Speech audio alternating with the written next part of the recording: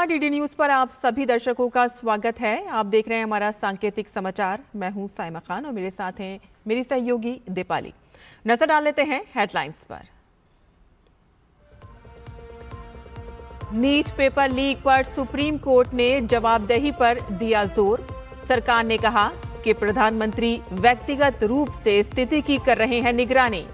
मामले की सुनवाई जुलाई के दूसरे सप्ताह तक के लिए स्थगित। नीट परीक्षा लीक मामले में केंद्रीय शिक्षा मंत्री धर्मेंद्र प्रधान ने डीडी न्यूज से की खास बातचीत। कहा कि छात्रों के मामलों में नहीं होनी चाहिए राजनीति। सियासी दलों से की छात्रों को कंफ्यूज न करने की अपील।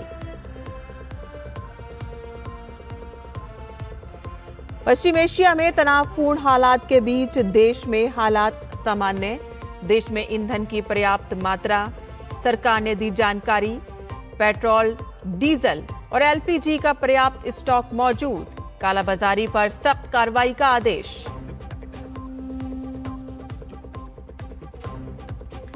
ट्विशा केस में सास गिरीवाला और पति समर्थ को 5-5 दिन की सीबीआई रिमांड। आमने सामने बैठकर की जाएगी पूछताछ। एक्ट्रेस से आखिरी घंटों का वर्चुअल रिक्रिएशन करेगी टीम।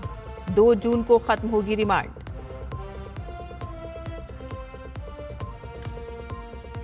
हमीरपुर हादसे पर यूपी सरकार ने मुआवजे का किया ऐलान।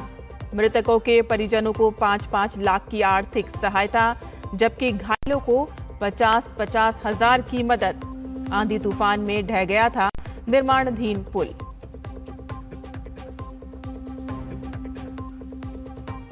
और स्वच्छ ऊर्जा के क्षेत्र में भारत की बड़ी उपलब्धि। पीएम सूर्य घर मुफ्त बिजली योजना के तहत अब तक 40 लाख परिवारों को रूफटॉप सोलर से जोड़ा गया।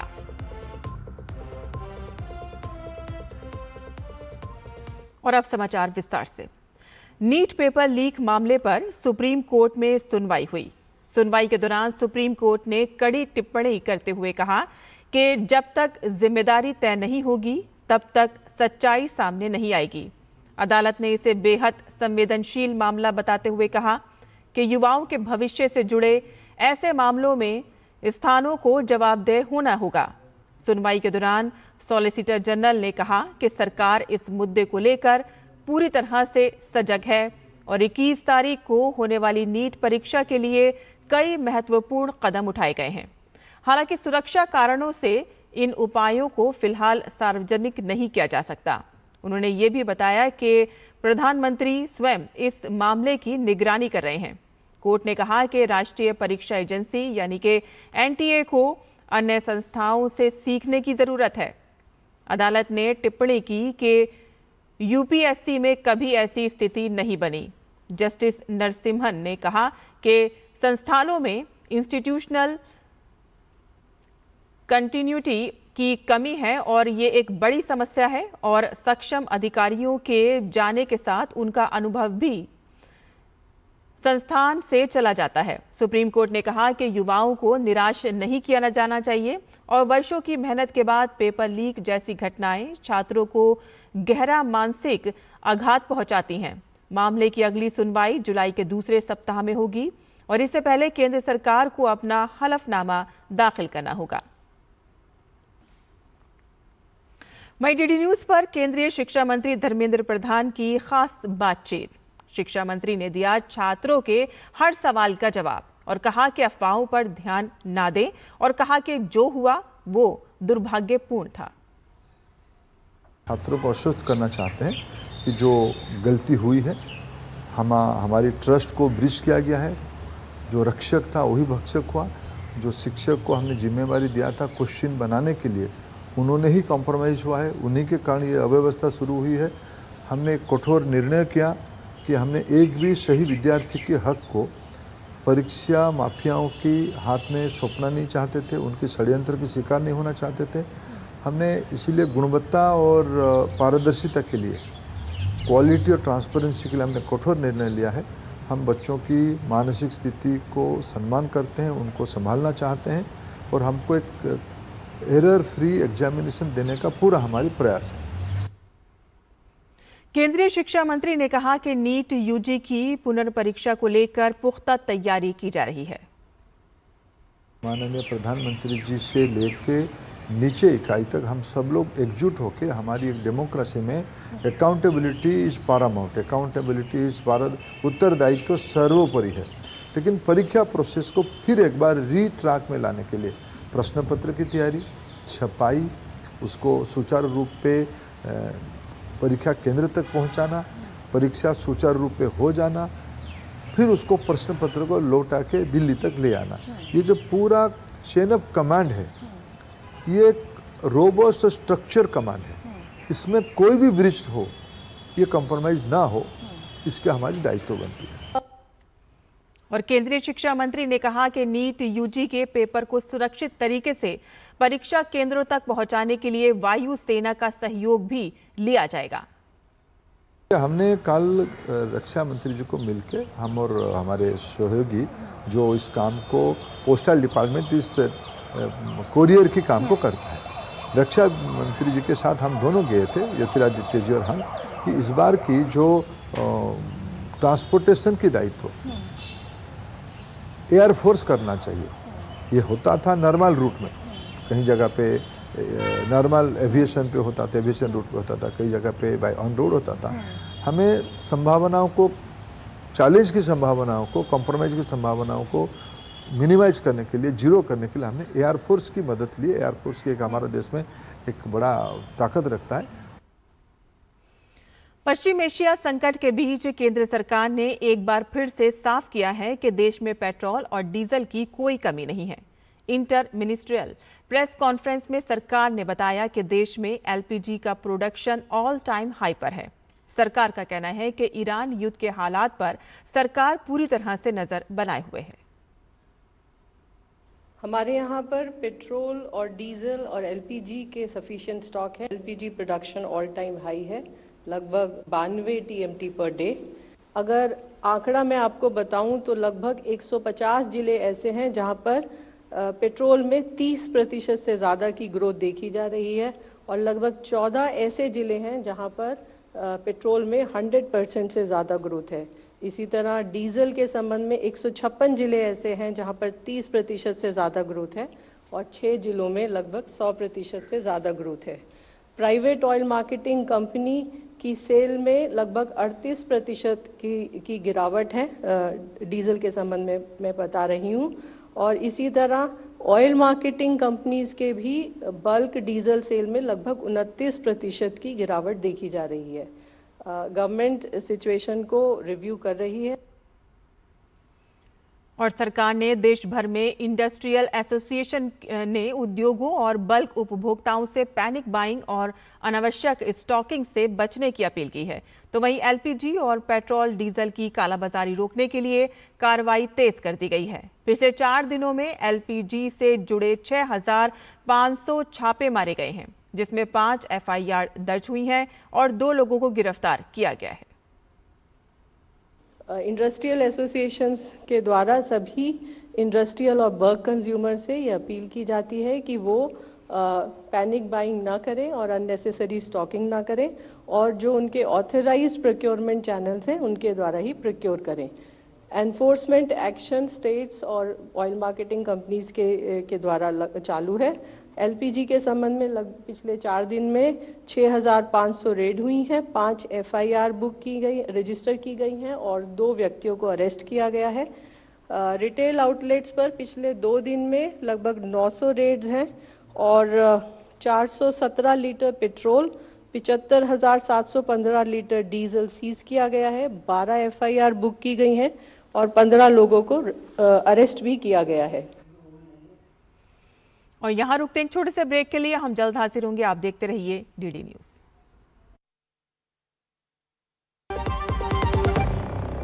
जब धरती चीर कर निकलता है लोहे का पत्थर और मिलता है मोंगिया के जोश से, फिर तपता है, पिघलता है और बनता है फौलाद। अब होता है सरिया सारी खूबियों के साथ। मोंगिया स्टील, मजबूत देश का मजबूत सरिया। लोन मिलेगा या नहीं, ये आपके क्रेडिट स्कोर पर डिपेंड करता है। इसलिए आज ही पैसाबाजार.com पर अपना क्रेडिट स्कोर चेक करें फ्री में, वो भी चारों क्रेडिट ब्यूरो से। लोन की जरूरत पड़ेगी तो काम आएगा। और ब्रेक के बाद आपका फिर से स्वागत है। आप देख रहे हैं हमारा सांकेतिक समाचार। केंद्रीय कृषि मंत्री शिवराज सिंह चौहान ने राष्ट्रीय कृषि सम्मेलन और खरीफ अभियान से संबंधित जानकारी जनता तक साझा करने के लिए प्रेस कॉन्फ्रेंस का आयोजन किया। राष्ट्रीय कृषि सम्मेलन और खरीफ अभियान, जिसमें 8 राज्यों के कृषि मंत्री, राज्यों के अधिकारी, वैज्ञानिक सम्मेलन में शामिल हुए। पत्रकार बंधुओं को संबोधित करते हुए केंद्रीय मंत्री ने कहा कि हमारे पास 173 लाख क्विंटल उच्च गुणवत्ता वाले बीज उपलब्ध हैं, जो जरूरत से करीब 12% अधिक हैं, और बीजों की पर्याप्त उपलब्धता के कारण आगामी सीजन में बीजों की किसी भी प्रकार की कमी महसूस नहीं होगी। किसी भी फसल के लिए प्रमुख चीज होती है बीज। मुझे बताते हुए खुशी है कि अपनी खरीफ की फसल 2026 की खरीफ की फसल के लिए 173 लाख क्विंटल की जरूरत है और उपलब्ध है हमारे पास 192 लाख क्विंटल। तो जो जरूरत है उससे 11% ज्यादा बीज की उपलब्धता आज हमारे पास है। 1,74,000 क्विंटल बीज का एक भंडार, राष्ट्रीय बीज भंडार बनाया है। तो बीज की उपलब्धता में कोई दिक्कत नहीं आएगी, इसकी हमने कोशिश की है। वहीं किसानों को विभिन्न तरह की कृषि संबंधी सुविधाओं को एक ही आईडी के तहत उपलब्ध कराने वाली फार्मर आईडी पर बोलते हुए केंद्रीय कृषि मंत्री ने कहा कि अब तक 9 करोड़ 76 लाख फार्मर आईडी बन चुकी हैं और इन आईडी के जरिए किसान विभिन्न तरह की कृषि योजनाओं का लाभ इसी सिंगल आईडी के जरिए उठा सकेंगे। अब तक 9 करोड़ 76 लाख फार्मर आईडी हमारे बन चुके हैं और इन फार्मर आईडी का फायदा ये होगा कि अलग अलग किसानों को योजनाओं का लाभ के लिए अलग अलग पेपर्स की जरूरत नहीं पड़ेगी। और हमको भी जैसे अब खाद का वितरण करना है तो किसानों को ही खाद जाए, तो फार्मर आईडी में उनका सारा विवरण है, उनके पास कितनी जमीनें, सदस्य कितने हैं, कौन सी संपत्तियां हैं, तो उसके आधार पर सही किसान को सही मात्रा में खाद के वितरण से लेकर बाकी सुविधाएं हम उपलब्ध करा पाएंगे। और ट्विशा शर्मा केस से जुड़ी बड़ी खबर है। ट्विशा की सास गिरिबाला और उनके पति समर्थ को 5 दिन सीबीआई रिमांड मिली है और दोनों को 2 जून तक सीबीआई रिमांड पर भेजा गया है। बता दें कि आज ट्विशा की सास गिरिबाला सिंह और पति समर्थ को मध्य प्रदेश के भोपाल स्थित विशेष सीबीआई अदालत में पेश किया गया। दरअसल गुरुवार को सीबीआई की टीम गिरिबाला के घर पहुंची थी और कई घंटे उनसे पूछताछ की थी। लंबी पूछताछ के बाद टीम ने गिरिबाला को गिरफ्तार किया। भारत ने स्वच्छ ऊर्जा के क्षेत्र में एक महत्वपूर्ण उपलब्धि हासिल की है। प्रधानमंत्री नरेंद्र मोदी के नेतृत्व में पीएम सूर्य घर मुफ्त बिजली योजना के तहत अब तक 40 लाख परिवारों को रूफटॉप सोलर से जोड़ा जा चुका है। सतत विकास और जन कल्याण को बढ़ावा देने के उद्देश्य से शुरू की गई इस योजना का लक्ष्य 1 करोड़ घरों को रोशन करना है और जिसके लिए 75,000 करोड़ रुपए से अधिक का निवेश किया जा रहा है। योजना के तहत प्रति माह 300 यूनिट तक मुफ्त बिजली उपलब्ध कराने का प्रावधान है और इस योजना से घर अब केवल बिजली उपभोक्ता नहीं बल्कि बिजली उत्पादक भी बन रहे हैं, जिससे लोगों को बिजली खर्च करने में राहत मिल रही है और सरकारी सब्सिडी का लाभ भी मिल रहा है। केंद्रीय नवीन एवं नवीकरणीय ऊर्जा मंत्री प्रहलाद जोशी ने एक्स पर पोस्ट करते हुए कहा कि हर सोलर पावर्ड घर के साथ भारत ऊर्जा सुरक्षा, पर्यावरणीय स्थिरता और आत्मनिर्भर विकसित भारत के लक्ष्य की ओर करीब पहुंच रहा है। और माऊ दौरे पर यूपी के मुख्यमंत्री योगी आदित्यनाथ ने समाजवादी पार्टी पर कड़ा प्रहार किया। मुख्यमंत्री योगी ने कहा कि एक वक्त समाजवादी पार्टी माफिया और गुंडों के सामने नतमस्तक थी और माफियों के सामने ये लोग नाक रगड़ा करते थे और तो और माफिया और गुंडों को देखकर इन लोगों के पसीने छूटते थे। समाजवादी पार्टी तो माफिया और गुंडों के सामने नतमस्तक थी, नाक रगड़ती थी माफिया के सामने। माफिया को देख करके पसीने छोड़ते थे इनको, इनके मुंह से कोई बोली नहीं निकलती थी। बहनों और भाइयों, जो आज उपदेश देते फिरते हैं समाजवादी पार्टी के लोग, इनसे पूछा जाना चाहिए, इनसे पूछा जाना चाहिए कि जो 65 लाख गरीबों को आज प्रदेश में आवास मिला है, ये 65 लाख आवास 4-4 बार समाजवादी पार्टी की सरकार थी तब क्यों नहीं गरीबों को मिला है, ये प्रश्न इनसे पूछा जाना चाहिए। कोलकाता के बागा जातिन से एक सनसनीखेज खबर सामने आई है। तृणमूल कांग्रेस के बंद पड़े पार्टी कार्यालय का दरवाजा खुलते ही वहां से आग्नेयास्त्रों की लाइसेंस, जमीन के दस्तावेज और म्यूटेशन के कागजात और सरकारी तिरपाल बरामद हुए हैं। सूचना मिलते ही सर्वे पार्क थाने की पुलिस मौके पर पहुंच गई है और मामले की जांच शुरू कर दी गई है।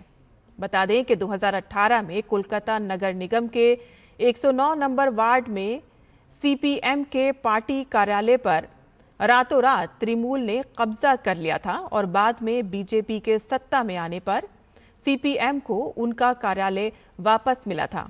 मौके पर पहुंचे डीडी न्यूज के संवाददाता सौरभ दत्ता ने स्थानीय निवासियों से बात की और बरामद सरकारी सामान जनता के सुविधा के लिए थे, लेकिन जबरदस्ती हड़प कर लिए गए थे।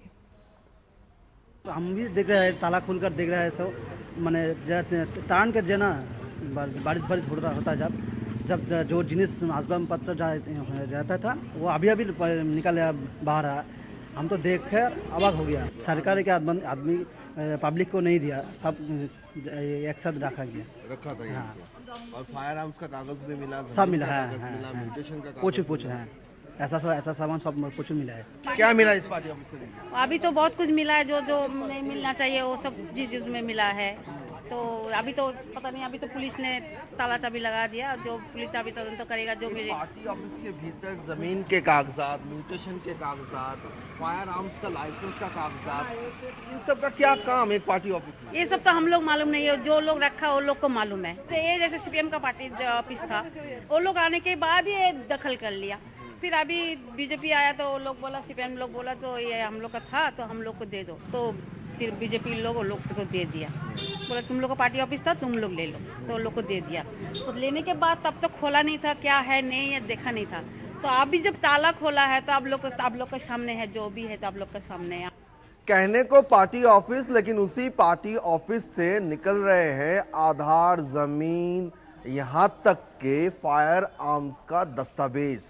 और सवाल उठा रहे जनता कि एक पार्टी ऑफिस जो टीएमसी का पार्टी ऑफिस था, उस पार्टी ऑफिस में जमीन के कागजात, म्यूटेशन के कागजात, वहां पर फायर आर्म्स का लाइसेंस का कागजात, इन सब का क्या काम? कहीं ना कहीं जाके जो निवासी है उनका कहना है कि असल में जमीन बेचकर ये पार्टी चलता था, टीएमसी चलता था, और उसी पैसे से हर एक नेता करोड़पति, लखपति बनते। कैमरा पर्सन दोना के साथ सौरभ दत्ता का रिपोर्ट, डीडी न्यूज, कलकत्ता। और पश्चिम बंगाल में हाल ही में हुए विधानसभा चुनाव के बाद तृणमूल कांग्रेस के कई नेताओं और पार्षदों को जनता के भारी विरोध और आक्रोश का सामना करना पड़ा है। बीरभूम के दुबराजपुर में 6 नंबर वार्ड के टीएमसी पार्षद के करीबी धनंजय गड़ाई को स्थानीय लोगों के विरोध का सामना करना पड़ा। तृणमूल शासन के दौरान धनंजय पर वसूली और रंगदारी के गंभीर आरोप लगे थे, लिहाजा टीएमसी को लेकर जनता में भारी गुस्सा है। क्षेत्र में पहुंचने पर धनंजय गड़ाई को आम लोगों के विरोध और गुस्से का सामना करना पड़ा, जिसके बाद स्थिति तनावपूर्ण हो गई और लोगों ने टीएमसी नेता को खदेड़ दिया और धनंजय गड़ाई को खदेड़ने का वीडियो भी वायरल हो रहा है। कोलकाता पुलिस को आधुनिक बनाने की दिशा में बड़ा कदम उठाया जा रहा है। पुलिस आयुक्त अजय नंद ने 5 सदस्यीय विशेष समिति का गठन किया है और जिसकी अगुवाई संयुक्त आयुक्त IPS नीलांजन विश्वास करेंगे। ये समिति शहर में कानून व्यवस्था और संभावित हिंसक स्थितियों से निपटने के लिए पुलिस की मौजूदा तैयारियों का विस्तृत आकलन करेगी और निर्देश के अनुसार समिति को हेलमेट, ढाल, लाठी, बॉडी आर्मर, रबर बुलेट, आंसू गैस और अन्य गैर घातक हथियारों की उपलब्धता और गुणवत्ता की जांच करनी होगी। जल तोप जैसे उपकरणों की स्थिति भी परखी जाएगी और साथ ही दिल्ली पुलिस, CRPF और अन्य केंद्रीय बलों द्वारा इस्तेमाल किए जा रहे आधुनिक उपकरणों से तुलना कर कमियों की रिपोर्ट तैयार करनी होगी। ऑपरेशन सिंदूर पर जारी स्मारक पुस्तक के मौके पर केंद्रीय रक्षा मंत्री राजनाथ सिंह ने सोशल मीडिया X पर पोस्ट किया। उन्होंने लिखा कि ये पुस्तक ऐतिहासिक विवरण से परे जाकर हमारे वीर सैनिकों के व्यक्तिगत अनुभवों को समेटती है और आधुनिक युद्ध के मानवीय पहलू की झलक दिखाती है, जहां नेतृत्व, साहस, दबाव में निर्णय लेने की क्षमता और प्रतिबद्धता रणनीति को सफलता में बदल देती है। उन्होंने ये भी लिखा कि ऑपरेशन सिंदूर एक अभूतपूर्व सफलता थी, जिसमें भारत ने पाकिस्तान को 4 दिनों के भीतर ही युद्ध विराम के लिए मजबूर कर दिया। ये भारत की ओर से अब तक लड़े गए सभी युद्धों से भिन्न था। ये उन लोगों को श्रद्धांजलि है जिन्होंने इस ऑपरेशन को अंजाम दिया और हमें अपने सैनिकों के समर्पण और दृढ़ता से जोड़ती है। नागरिकों को इस पुस्तक से प्रेरणा लेनी चाहिए और ऐसे नागरिक बनना चाहिए जो देश की सुरक्षा और संप्रभुता को बनाए रखने के लिए किए गए भारी बलिदान के योग्य हों। बिहार के मुख्यमंत्री सम्राट चौधरी अपने दिल्ली दौरे पर हैं और अपने दौरे के दूसरे दिन यानी कि आज सम्राट चौधरी ने राष्ट्रपति द्रौपदी मुर्मू से मुलाकात की। सीएम ने मुलाकात की तस्वीरें अपने सोशल मीडिया प्लेटफॉर्म X पर साझा कर लिखा कि राष्ट्रपति भवन में देश की महामहिम राष्ट्रपति श्रीमती द्रौपदी मुर्मू जी से शिष्टाचार मुलाकात हुई और इस अवसर पर उनका अनिध्य और एवं मार्गदर्शन प्राप्त हुआ।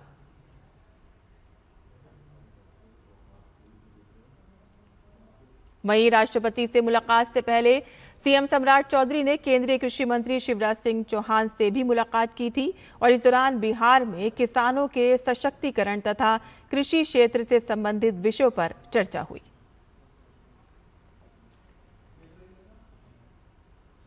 नई दिल्ली स्थित भारतीय जनसंचार संस्थान में चल रहे AI स्किल प्रोग्राम के समापन के बाद आज प्रतिभागियों को सर्टिफिकेट प्रदान किए गए। भारतीय जनसंचार संस्थान और गूगल द्वारा संयुक्त रूप से चलाए गए इस प्रोग्राम में सरकारी और निजी क्षेत्रों के मीडिया संस्थानों और मीडिया कॉलेजों के 100 से अधिक प्रतिभागियों को मूलभूत AI साक्षरता और AI कौशल के बारे में प्रशिक्षण दिया गया। इसमें दूरदर्शन, आकाशवाणी, पत्र सूचना कार्यालय और प्रकाशन विभाग के प्रतिभागी भी शामिल हैं। सर्टिफिकेट समारोह में सूचना एवं प्रसारण मंत्रालय के सचिव चंचल कुमार मुख्य अतिथि के तौर पर शामिल हुए। उन्होंने इस मौके पर कहा कि मीडिया में आर्टिफिशियल इंटेलिजेंस का उपयोग पूरी जिम्मेदारी के साथ किया जाना चाहिए। Journalists must use AI to summarize a court judgment, public policy paper, or a public document, but the final responsibility to verify, understand the context, and check the conclusion must remain with the journalist and the editor. AI must be used as an assistant, but not as a substitute for editorial responsibility. It may improve speed, but not at the cost of accuracy. It may support creativity, but not at the cost of authenticity. और मुख्यमंत्री योगी आदित्यनाथ ने हमीरपुर में बेतवा नदी के निर्माणाधीन पुल पर हुई दुर्घटना में श्रमिकों की मौत पर गहरा शोक जताया। सरकार की ओर से मृतकों के आश्रितों को 5-5 लाख रुपए और घायलों को 50-50 हजार की आर्थिक सहायता की घोषणा की गई। मुख्यमंत्री ने गुरुवार देर रात कई जिलों में तेज आंधी तूफान, बारिश और आकाशीय बिजली से भारी तबाही का भी संज्ञान लेते हुए सभी जिला अधिकारियों को बचाव कार्य तेज करने, नुकसान का आकलन करने और राहत राशि जल्द जारी करने के निर्देश दिए। बता दें कि भीषण आंधी तूफान में एक निर्माणाधीन पुल अचानक ढह गया था और जिसकी वजह से मलबे में दबकर 5 मजदूरों की दर्दनाक मौत हो गई। केंद्रीय गृह मंत्री अमित शाह ने गुजरात के भुज में भारत पाकिस्तान सीमा पर स्थित G7 बॉर्डर आउटपोस्ट पर नीम का पौधा लगाया।